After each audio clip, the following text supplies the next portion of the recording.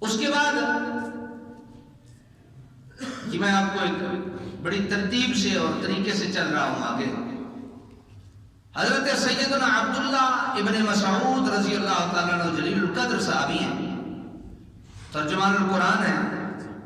آپ حضور سرور کائنات کی خدمت میں رہ کے آپ نے علم حاصل کیا ہے. سبحان اللہ. شاگرد عبداللہ ابن مسعود ہو اور استاد میرے مصطفیٰ ہو. سبحان اللہ. کتنی خوش بختی اور کتنی خوش نصیبی. آپ فرماتے ہیں تعلمت من النبی صلی اللہ علیہ وسلم 70 سورۃ من القرآن. میں نے رسول اللہ صلی اللہ علیہ وسلم سے 70 قرآن کی سورتیں سیکھی ہیں. سبحان اللہ. کتنی؟ 70 قرآن کی سورتیں سیکھی ہیں. اور پھر حضور نبی رحمت صلی اللہ علیہ وسلم نے آپ فرماتے ہیں مجھے قرآن سکھانے کی اجازت عطا فرمائی ہے. کتنی سورتیں؟ کتنی بولیے؟ 70 سورتیں سیکھی ہیں. پھر اللہ کے نبی نے مجھے آگے سورتیں سکھانے کی اجازت عنایت فرمائی ہے. 70 سورتیں سیکھنے کا آپ پتہ نہیں کیا مطلب لے رہے ہیں. یہ آسان مرحلہ نہیں ہے قرآن سیکھنا کہ بندہ کوئی کہے کہ جناب مجھے ترجمے والا قرآن بتا دے، میں ترجمہ پڑھ کے بہت بڑا عالم بن جاؤں گا. حضرات یہ ایک اپنے آپ کو جھوٹی تسلی دینا ہے اور اپنے آپ کو خراب کرنے کے مترادف ہے. اس طرح قرآن حاصل نہیں ہوتا. 70 سورتیں سکھائیں نبی پاک نے اور میں نے سیکھی. حضرت عبداللہ بن مسعود کہتے ہیں پھر جا کے اللہ کے نبی صلی اللہ علیہ وسلم نے مجھے اجازت دی کہ جاؤ اب آگے قرآن سکھاؤ. سبحان اللہ. حضرت امام مالک فرماتے ہیں لا تأخذ العلم من مصحفی ولا القرآن من الصحف. فرمایا کہ صرف کتاب بین شخص سے علم حاصل نہ کرو. ایسا شخص جو صرف قرآن کتاب پڑھا ہوا ہو، کتاب پڑھے ہوئے شخص سے علم حاصل نہ کرو. امام مالک کہتے ہیں اور اس بات سے بھی منع کرتے ہیں کہ نہ تم سیدھا سیدھا قرآن کے مصحف سے سبق حاصل کرو اور اس کو استاد بناؤ. پتہ نہیں آپ سمجھے کہ نہیں. یہ قرآن ہم اٹھا لیتے ہیں اور کوئی شخص کہتا ہے کہ میں قرآن میں نے پڑھ لیا ہے، اب میں بہت بڑا عالم بن گیا ہوں. تو حضرات حضرت امام مالک فرماتے ہیں ایسا کام مت کرنا. اور اس کام سے بھی منع کرتے ہیں کہ کوئی ایسا شخص ہو جسے صرف کتاب پڑھی ہو، اس کا کوئی استاد نہ ہو. آپ فرماتے ہیں ایسے شخص سے بھی علم حاصل نہ کرنا، نہ قرآن سے ڈائریکٹ علم حاصل کرنا، نہ کسی ایسے استاد سے جس کا کوئی آگے استاد نہ ہو. ایسے استاد سے بھی علم حاصل. بہت بڑی ذمہ داری آ گئی ہم علماء کی. ہمیں عالم دین اگر مسجد میں امام رکھنا ہو، مدرسے کا استاد رکھنا ہو، اس کے لیے ائمہ مجتہدین یہ ہمیں درس دیتے ہیں کہ ایسا استاد نہ رکھنا جو چرب زبان تو ہو لیکن اس کا پیچھے استاد نہ ہو. بڑے نقصانات ہیں. چرب زبان ہوگا، وہ شاید ہو سکتا ہے مجھ سے بھی اچھا بولنے والا ہو، کسی عالم دین سے بھی اچھا بولنے والا ہو. میں نے کئی دیکھے ہیں بہت بڑے عالم دین ہوتے ہیں لیکن انہیں بولنا نہیں آتا ہوتا، اور کئی غیر عالم ہوتے ہیں. لیکن وہ اتنا مجھے یاد آ گئی، ہمارے سرگودا میں خطیب تھے منظور احمد چشتی صاحب. جب وہ اوقاف کے خطیب کے لیے انٹرویو کے لیے گئے تو انہوں نے کوئی فقہ کا مسئلہ پوچھا تو انہوں نے کہا جناب تسی مینوں مفتی رکھنا ہے کہ مقرر رکھنا ہے؟ آکے تینوں مقرر رکھنا. فرمایا پھر فقہ دی گلاں فقہ والے کو پوچھو، میرے کو میاں محمد صاحب دے شعر سنو. سمجھ آئے جڑا کام میں کر سکتا ہے وہ کرو اللہ دے بندے. تو حضرات مجھ سے بھی اپنے دوست ڈیمانڈ کرتے ہیں، کہتے ہیں مجھے کہ شعر پڑھا کر، فلاں کیا کر، فلاں کیا کر. حضرات نہیں. میرے ایک مفتی صاحب تھے، مفتی اسد علی صاحب، ایک جگہ ہم اکٹھے ہوئے، بڑے پرانی بات ہے، خطاب کے لیے گنڈکس کے پاس ایک گاؤں میں. تو آپ فرمانے لگے میں اسی طرح بڑا شعر پڑھتا تھا اور سور اور یہ وہ جو میری تھی جو اللہ نے عطا کی. تو مجھے جب باہر نکلے کھانا کھا کے فارغ ہوئے اکیلے ہوئے تو مجھے کہتے ہیں تینوں انہوں نے خطیب کر کے بلایا ہے کہ نعت خوان کر کے بلایا؟ میں کہ جی میں انہوں نے خطیب کر کے بلایا. فرمایا پھر تو خطاب کرے نا تو نعتاں پڑھ چڑی انسان. آپ سمجھنے کی کوشش کی تھی. ہمارے ہاں عجیب معاملات ہیں. حضرت بلکہ مولانا روم نے بڑی پیاری بات کی. آپ فرماتے ہیں صد کتابوں صد ورق در نار کن روح دل را جانب دلدار کن. آپ پتہ کیا فرماتے ہیں؟ اے جی 100 کتاباں نو اگ لاؤ, اے جی 100 ورقے نو اگ لاؤ جڑی تانوں بندے دا پتر نہ بنا سکے, تے اپنے دل نو روح دل را جانب دلدار کن, اور اپنے دل دا رخ اپنے محبوب دی طرف کر لو جڑا تانوں اپنے محبوب نال ملا دے, جڑا تانوں اپنے محبوب نال ملا دے. حضرات محترم, حضرت ابن اسیر نے امام شافعی سے یہ قول نقل کیا. آپ فرماتے ہیں ما جاءک عن اصحاب محمد, کہ جو بات تمہیں نبی پاک صلی اللہ علیہ وسلم کے صحابہ سے پہنچے اسے لے لو. کیونکہ میرے آقا نے فرمایا صحابی کا نجوم, میرے جو صحابہ سے پہنچے رسول اللہ کے اسے لے لو, اور جو بازاری لوگ باتیں کریں انہیں چھوڑ دو. مطلب کیا؟ مطلب یہ جس کی کوئی سند ہو, جس کا کوئی استاد ہو, جس کا کوئی شیخ ہو, جس کا کوئی مرشد ہو, جس کا کوئی رہبر و رہنما ہو, اس سے لے لو, اور جو آدھے سے اپنے آپ کو عالم بنا کے لے آئے اسے مت لو, وہ تباہ و برباد کر دے گی. اب دیکھیں نا, ایک آدمی ایک مجھے میسج کرتا ہے اور ایک حدیث مجھے بھیجتا ہے. میں تو عالم دین ہوں, میں تو عالم دین کی حیثیت سے اسے پرکھ لوں گا کہ یہ کس پائے کی حدیث ہے, لیکن اگر وہ بھیج دے آپ کو اور آپ بھیج دیں آگے اور وہ ہو غلط, وہ رسول اللہ صلی اللہ علیہ وسلم سے منسوب ہی نہ ہو, تو پھر میرے آقا صلی اللہ علیہ وسلم نے فَلْيَتَبَوَّأْ مَقْعَدَهُ مِنَ النَّارِ, اس شخص نے اپنا ٹھکانہ جہنم بنا لیا ہے. اس نے اپنا ٹھکانہ کیا بنا لیا ہے؟ جہنم بنا لیا ہے. تو حضرات محترم, ہمیں اس بات کا خیال رکھنا ہوگا کہ جو بات آدھی ادھوری ہے, مطلب سادہ جی گل ہے, نہیں سمجھو جدہ پیو دادا ہی کوئی نہیں, جدہ پیو ہی نہیں, علم میں جس کا باپ ہی نہیں, جس کا دادا ہی نہیں, ہم اس سے علم کیوں لیں؟ تو یہ جو فیس بک شریف ہے اس کا بھی پیو دادا, یہ جو واٹس ایپ شریف ہے اس کا بھی پیو دادا. حضرات پھر ہم کہاں سے علم لیں؟ جناب ہم فقیر کیوں بیٹھے ہیں؟ ہم کس لیے آپ کی نوکری کے لیے بیٹھے ہیں؟ ہمارا اور کیا کام ہے؟ ہم آپ کے خادم ہیں, ہم سے علم سیکھیں. لطف مزہ نہیں آتا تو کسی مستند اور عالم سے وہاں سے سیکھیں, وہاں بھی مزہ نہیں آتا تو کسی اور کے پاس سیکھیں. میں گاڑی میں آ رہا تھا, ایک بحث چھڑ گئی کسی بات پہ, تو بحث تھوڑی سی طول پکڑنے لگی. تو میں نے نا اپنے دوست سے سوال کیا, میں نے کہا جناب آج اس وقت رات کے 9, 9:30, 10 بج چکے ہیں, آپ صبح اٹھے ہوں گے, اب 9, 10 بجے تک آپ مجھے صرف ایک بات کا جواب دے دیجئے, بات آپ کی سچی, ہم سارے پھر رجوع کر لیں گے. آپ نے صبح سے لے کے شام تک دین کو کتنا وقت دیا ہے؟ سبحان اللہ, سوکھی سادہ جی کر لیا. اگر میں آپ کے پاس بھی اس کا جواب ہے, صبح سے لے کے اب تک دین کو کتنا وقت دیا ہے. یہ دین نہیں ہوتا نیچے چلے جاؤ اور اوپر چلے جاؤ, اوپر چلے جاؤ نیچے چلے جاؤ, یہ دین نہیں ہے. دین یہ ہے کسی استاد کے سامنے زانو تلمس کتنی دیر طے کیے ہیں, بیٹھے کتنی دیر ہو کسی عالم دین کے پاس, کسی عالم ربانی کے جوتے کتنی دیر تم نے اکٹھے تم نے سمیٹے ہیں اور ان کی حفاظت کی ہے. اللہ تو اپنے نیک بندوں کو وضو کرانے والوں کا اجر بھی ضائع نہیں کرتا. اللہ تو اپنے نیک بندوں کے جوتے سیدھے کرنے والوں کا بھی اجر ضائع نہیں کرتا. ہم نے کیا کیا ہے صبح سے لے کے اب تک؟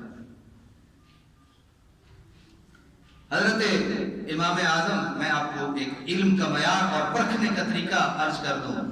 حضرت امام اعظم ابو حنیفہ رضی اللہ تعالیٰ عنہ, یہ کون ہے بھائی, کو بتا سکتے ہیں مجھے؟ سانو کی پتہ ہے آخ مجھے دیجیے گا تھاڑے اور کام تھوڑے سانو یہ بھی پتہ کرنا پیسی کہ امام اعظم کون ہے. بھائی ہم حنفی ہیں, امام اعظم ابو حنیفہ ہے اور ان کا نام نامی اسم گرامی نعمان بن ثابت ہے.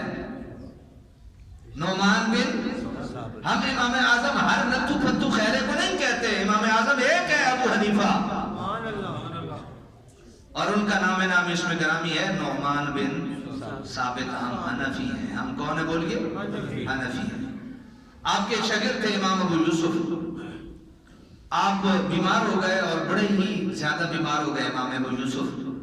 تو ایک دن استاد شاگرد کو پوچھنے آیا. سبحان اللہ. اللہ اکبر. شاگرد تو چلا جائے نا تو پھر اور بات ہوتی ہے، استاد جب پوچھنے آئے پھر اور بات ہوتی ہے. آپ تشریف لائے اور آپ نے فرمایا کنت اعملک بعدی للمسلمین، میں تے ابو یوسف یہ پہ سوچتا سا کہ میرے بعد تو مسلمانہ دے مسائل واسطے تیار ہو گیا. اب تیرا مقام یہ ہو گیا ہے کہ تو مسلمانوں کو سیدھی راہ دکھانے کے لیے مسئلے مسائل میرے بعد بتا سکتا ہے. حالت دیکھی نا، بڑے کمزور ہو گئے، ماڑے ہو گئے اور بڑی کیفیت بدل گئی. تو تھوڑی سی پریشانی کا اظہار فرمایا، لیکن ساتھ گارنٹی دی کہ تو اب اس قابل ہے کہ تو میرے بعد علماء، میرے بعد مسلمانوں کی تو اصلاح فرمائے. میرے بعد اللہ کا کرنا ہوا امام اعظم ابو حنیفہ کے شاگرد امام ابو یوسف ٹھیک ہو گئے. جب ٹھیک ہوئے انہوں نے پھر استاد جی سے ساتھ مدرسے میں پڑھانا شروع کر دیا. استادوں کا الگ مدرسہ، انہوں نے الگ مدرسہ کھول کے پڑھانا شروع کر دیا. اب جب پڑھا رہے ہیں حضرت امام اعظم ابو حنیفہ کو پتہ چلا کہ میرا شاگرد بغیر میری اجازت کے صرف اس سند پہ کہ اب تو اس قابل ہو گیا ہے کہ یہ کر سکتا ہے، بغیر میری اجازت کے اپنا مدرسہ کھول کے بیٹھ گیا.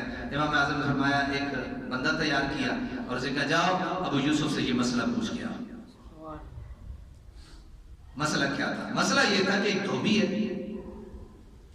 ایک بندے نے اسے کپڑے دیے کہ یہ دھو دو، اور دے کے جب آیا واپس پلٹا، جب دوبارہ لینے گیا تو وہ دھوبی مکر گیا. وہ دھوبی مکر گیا.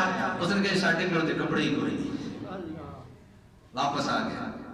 یہ تیار کیا، فرمایا اگر امام، اور اچھا پھر جب تیسری بار گیا تو اس نے کہا کپڑے تو دھل گئے ہیں لیکن کہیں وہ آگے پیچھے ہو گئے ہیں. تو امام اعظم ابو حنیفہ نے فرمایا اب اس سے پوچھنا یہ ہے کہ یہ اجرت لینا جائز ہے یا حرام ہے. یہ میرے شاگرد سے پوچھنا.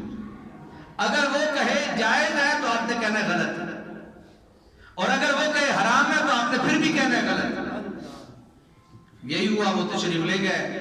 جب وہاں پہنچے یہ سارا معاملہ ہوا، امام ابو یوسف سمجھ گئے یہ بار دی گل ہے. آپ واپس تشریف لائے، اپنے استاد کے پاؤں پکڑے اور ساتھ ہی فرمایا حضور میں نے اس مسئلے دے جواب بھی دسو جڑا جائز بھی نہیں ہے تے حرام بھی نہیں ہے، جائز بھی ہے تے حرام بھی ہے. حضور مسئلہ تے دسو. آپ نے فرمایا اچھا کوئی بات نہیں، خیر ہے اگر دھوبی نے کپڑے مکرنے سے پہلے دھو لیے تھے تو اجرت جائز ہے. اللہ استاد تے استاد ہوتا بھاوے بلی دا بلی ہو گئے. اسی عجیب جہی قوم ہے، بلی دی مثال دینے ہیں فائق ہونے، اور جو استاد ہے اس کا جو احترام کرنے کے لیے ہم گھنٹوں سوچتے ہیں کہ کرنا بھی چاہیے یا نہیں کرنا چاہیے، چھوٹا ہے آج ایسا ہے آج ویسا ہے. تو آپ فرمایا اگر اس نے جو کپڑے دھوئے تھے وہ منہ کرنے سے پہلے دھوئے تو اجرت جائز ہے، اور اگر منہ کرنے کے بعد دھوئے تو اب اجرت اس کے لیے حرام ہے. ایک بات عرض کروں، اللہ دے نیک بندے دے ذکر دا فائدہ یہ ہوتا. میرے ایک اسی طرح کا مسئلہ پھنسا ہوا تھا کہ ایک شخص کے ساتھ سودا ہوا کہ یہ دیوار بنا دو، اور وہ دیوار بن گئی. اب یہ تھا کہ جیسے وہ چاہتا تھا ویسے نہیں بنی، مطلب سیدھی خوبصورت، وہ جیسے چاہتا تھا دیوار ویسے نہیں بنی، کو ٹیڑھی میڑھی بن گئی. اب مسئلہ آ گیا اللہ بخش صاحب دسو انہوں اجرت دینی جائز ہے یا ناجائز ہے؟ ہن تسی تے دل وچ یہ آکھنا بڑا ویلا آدمی ہے جڑے ایڈیاں گلاں پوچھن لگ پے حضرات تانوں کی پتہ ہے حرام تے حلال کنا کچھ فاصلے چ دھاگے کے ایک طرف حلال ہے اور دھاگے کے دوسری طرف حرام ہے. میری بات آپ سمجھیں؟ تو امام اعظم ابو حنیفہ نے بھی یہ ایک معیار دے دیا. آپ نے فرمایا کہ بلکہ یہ ایک دو باتیں اور سن لیجئے. حضرت امام مالک فرماتے ہیں کہ میں نے اس وقت تک فتویٰ دینا شروع نہیں کیا جب تک مدینہ پاک کے 70 علماء و صحابہ کرام علیہم رضوان نے یہ گواہی نہیں دے دی کہ میں فتویٰ دینے کے قابل ہوں. میرے پاس کئی دوست آتے ہیں تسی عالم و فتویٰ، میں کہ اللہ دا واسطہ کسی مفتی کو جا کے عالم ہونا اور ہے مفتی ہونا اور ہے، جاؤ کسی اور کے پاس. حضرت امام مالک کا مشہور قول ہے، آپ فرماتے ہیں کہ اے لوگوں یہ علم دین ان ھذا العلم دین، کہ یہ جو علم ہے یہ دین ہے. فانظروا عمن تاخذوا دینکم، تم اس سے دین حاصل کرو، اس سے دین سیکھو جسے دین پہ عمل کرتے دیکھ لیا کرو. سبحان اللہ. آج ہے نا اوپری کرنا. حضرت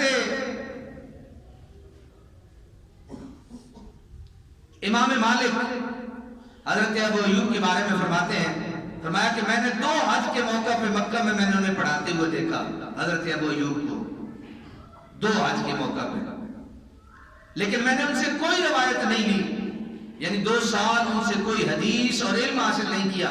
لیکن جب میں تیسرے سال گیا انہیں زمزم کے پاس بیٹھے دیکھا، حضور کا نام نامی اسم گرامی جب آتا آپ کی آنکھیں چھلک پڑتی. جب تیسرے سال یہ حالت میں نے دیکھی تو میں نے کہا نہیں، اب میں ان سے علم سیکھوں گا کیونکہ ان کا دین والے کے ساتھ ایک تعلق قائم ہے. تو حضرات محترم، اللہ تبارک و تعالی یہ جو فتنے ہیں، یہ جو فساد ہیں، یہ جو طرح طرح کی من گھڑت باتیں ہیں، اللہ ہمیں ان سے محفوظ رکھے. یہ ہمارا حق بنتا ہے آپ کی تربیت کرنا، یہ ہمارا فرض ہے آپ کو آگاہ کرنا کہ ہر اہل غیر ہے. بلکہ میں نے آپ کو کئی مرتبہ بتایا بھی کہ ایک صحابی تھے، ایک حدیثوں نے پتہ چلا فلاں کے پاس حدیث ہے، وہ ان کے پیچھے سینکڑوں میل دور سفر کر کے گئے، اور جب وہاں گئے تو وہ شخص کھڑا قبلے کی طرف منہ کر کے تھوک رہا تھا. یعنی اس نے کام منہ کیا ہوا تھا، قبلہ کی طرف اس کا منہ تھا اور وہ تھوک رہا تھا. بغیر سلام دعا کے وہ واپس جانے لگے. جب اس نے پوچھا بھائی وجہ، اس نے کہا میں اتنے دور سے آیا تھا، ایک حدیث کا پتہ چلا تھا تیرے پاس نبی پاک کی حدیث ہے، واپس اس لیے جا رہا ہوں کہ تیرے پاس حدیث نہیں ہو سکتی، تجھے اتنا بھی ادب نہیں کہ تو قبلہ کی طرف منہ کر کے تھوک رہا ہے. اور یہاں تو اتنے بڑے ڈنگر ہیں جو قبلہ کی طرف منہ کر کے پیشاب کر رہے ہوتے ہیں. اور کہتے کیا ہے؟ کیا ہو گیا؟ چیخ رہے ہیں، چلا رہے ہیں، آگے لگا رہے ہیں، قرآن کی فلاں ملک نے بے ادبی کر دی ہے. اپنے گریبان میں جھانکو، تم قرآن کے کتنے باادب ہو. ہاتھ بھی لگاتے ہو قرآن کو، اٹھا کے پڑھتے بھی ہو قرآن کو اٹھا کے پڑھنے کے بعد اس کے ترجمے کو اور علم کو سمجھتے بھی ہو، پھر تو تم دعوے دار ٹھہرے. اور اگر ایسا نہیں ہے تو اللہ کی قسم ہے ایک ایک لمحے اور ایک ایک منٹ اور سیکنڈ اور دقیقے کا حساب کتاب دینا ہوگا. میں نے تمہیں کتاب الہیہ دی تھی، اسے تم نے پڑھا بھی ہے یا نہیں، سمجھا بھی ہے یا نہیں، عمل بھی کیا ہے یا نہیں. پھر تو دعوے دار ہو ساری چیزوں کے. اور اگر نہیں، اللہ دا واسطہ ہے، پہلے اپنے آپ کو معیار کے سانچے میں لاؤ، پھر نبی پاک کے سچے گدا بناؤ، اور پھر ساری چیزوں کے دعوے دار ٹھہرو اور دعویٰ کرنے کی ہمت اور حوصلہ کرو. اللہ تعالیٰ ہمیں عمل کی توفیق نصیب